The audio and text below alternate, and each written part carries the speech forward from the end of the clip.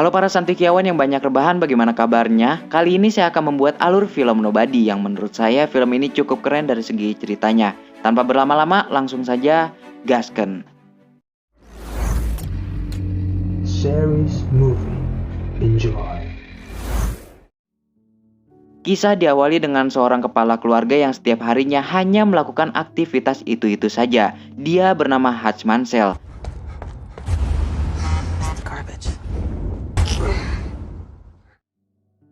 Hingga pada suatu malam Mansell harus terbangun karena rumahnya kedatangan sepasang suami istri yang merampok rumahnya demi mendapatkan uang receh saja. Namun tak disangka putra sulung Mansell berhasil menangkap salah satu dari perampok itu. Hingga pada saat Mansell akan memukul salah satu perampok yang menodongkan pistol ke anaknya, ia tidak jadi memukulnya dan membiarkan perampok itu pergi begitu saja.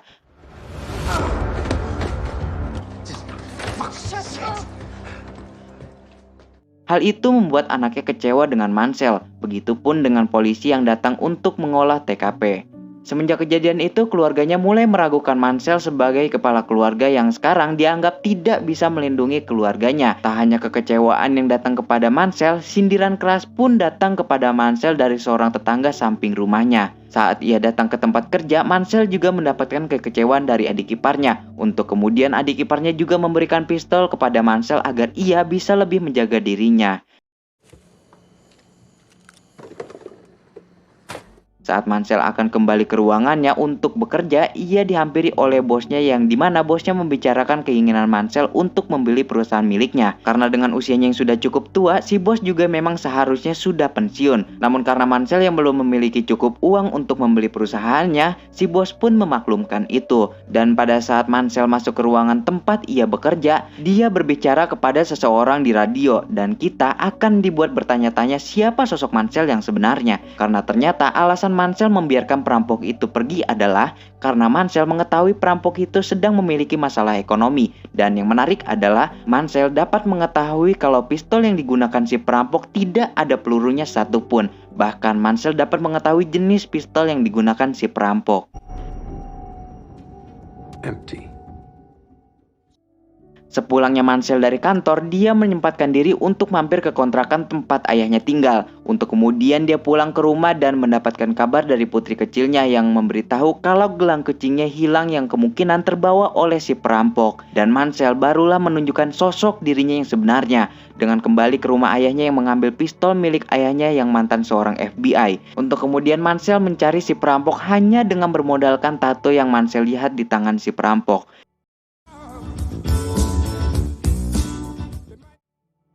Hingga tibalah dia di suatu tempat pembuatan tato yang sudah lama berdiri. Kedatangan Mansell di sana membuat perhatian orang-orang yang berbadan besar menghampirinya. Tak disangka seorang kakek yang berada di sana melihat tato di lengan Mansell dan mengucapkan terima kasih atas pengabdianmu. Lalu si kakek pergi dan menutup ruangannya rapat-rapat dan barulah mereka mau membantu Mansell.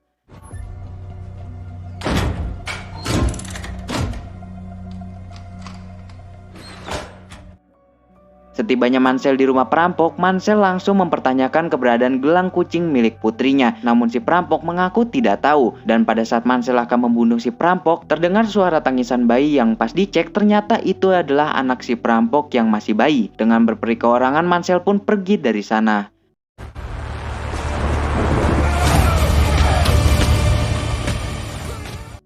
Tak disangka saat di perjalanan pulang ada sebuah mobil jeep yang menabrak pembatas jalan tepat di samping bus yang Mansell tumpangi, sehingga membuat bus itu berhenti mendadak. Ternyata isi dari mobil tersebut berisikan orang-orang yang sedang mabok. Untuk kemudian orang-orang itu memaksa untuk masuk ke dalam bus dan mengganggu semua penumpang yang ada di dalamnya.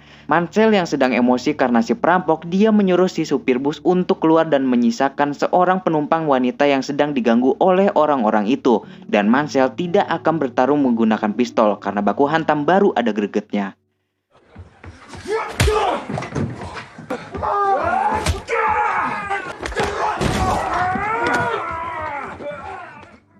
Namun Mansell berhasil kena tikam di perutnya oleh salah satu dari mereka. Hal itu membuat Mansell tersungkur. Dan ketika Mansell sudah menjadikan jam tangannya sebagai senjata dan juga mencabut pisau yang ada di perutnya, barulah kita diperlihatkan sosok Mansell yang sebenarnya.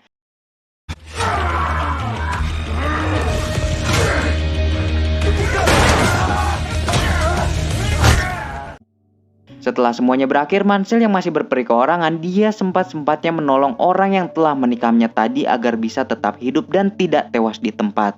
Kemudian Mansell pulang dan membersihkan semua lukanya dibantu oleh sang istri.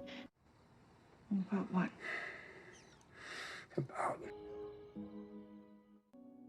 Dan kita akan dibawa kepada mafia Rusia bernama Yulian, yang dimana Yulian mendatangi klub malam dan berjoget di sana.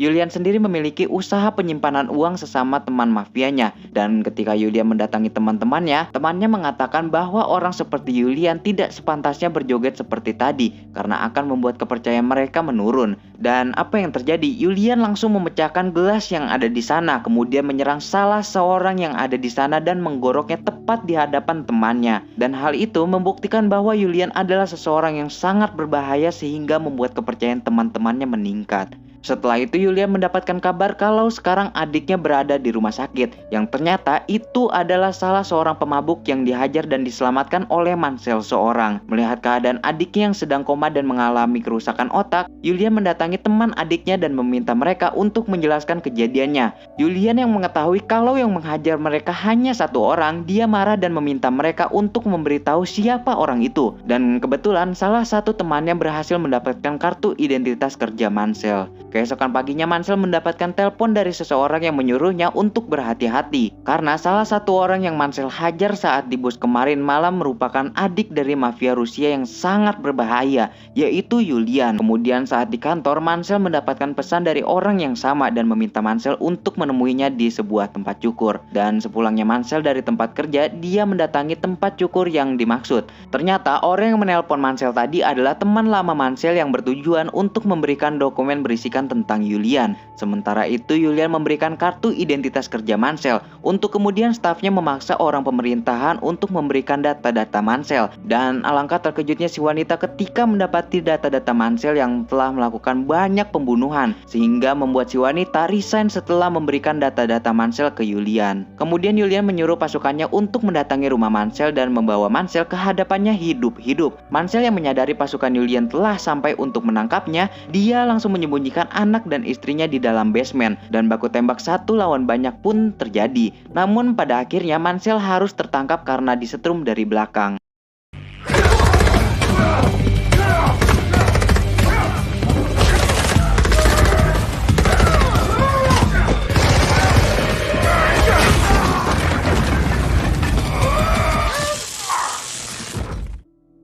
Namun pada saat di perjalanan Mansell sadar dari pingsannya dan melepaskan borgol dengan begitu mudah. Untuk kemudian Mansell menghajar 3 orang di dalam mobil itu sehingga membuat mobil itu terguling dan membuat orang-orang Rusia yang menangkapnya tewas saat itu juga.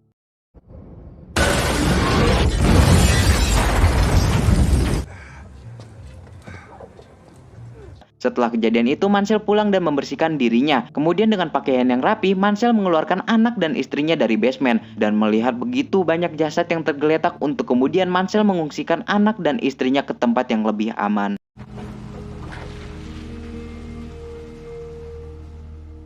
Setelah itu Mansell masuk dan mengambil emas batangan dari pekerjaannya di masa lalu. Kemudian Mansell pergi dan membakar rumahnya beserta orang suruhan Yulian yang telah mati. Setelah itu Yulian menyuruh 2 orang Rusia untuk menangkap ayahnya Mansell. Namun pada saat akan menangkapnya, tiba-tiba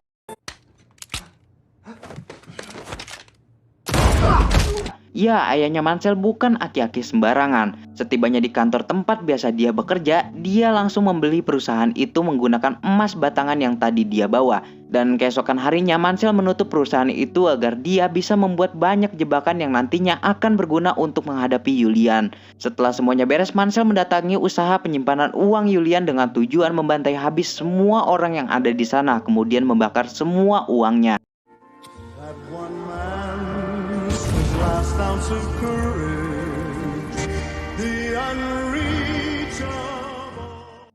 Kemudian Mansell dengan santainya mendatangi Julian yang di sana terdapat banyak anak buah Julian yang bisa kapan saja menembak Mansell. Namun dengan persiapan yang matang dan bantuan bom di tangannya, Mansell meminta anak buah Julian meninggalkan mereka berdua. Tanpa banyak basa-basi, Mansell menawarkan Julian untuk melupakan semua yang sudah terjadi dan jangan pernah mengganggu keluarganya lagi. Dan Mansell menyuruh Julian untuk menjadi orang yang lebih baik lagi karena bisnisnya sekarang telah habis dibakar oleh Mansell. I'll be nearby.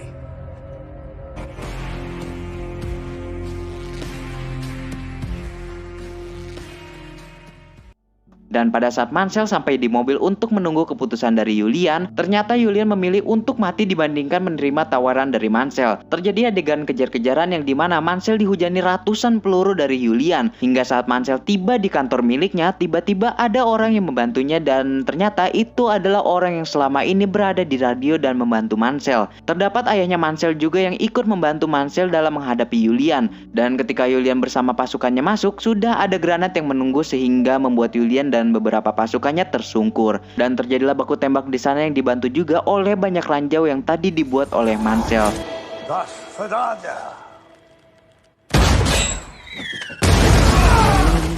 Terlihat ketiga orang yang sangat berbahaya bersatu kembali melawan pasukan Julian yang begitu banyak dengan mudah. Ketika peluru telah habis dan hanya tersisa Julian saja yang kebetulan berhasil bangkit kembali setelah terkena granat, kini Julian harus menjemput ajalnya dengan bom yang diberikan oleh Mansell tepat di depan mukanya.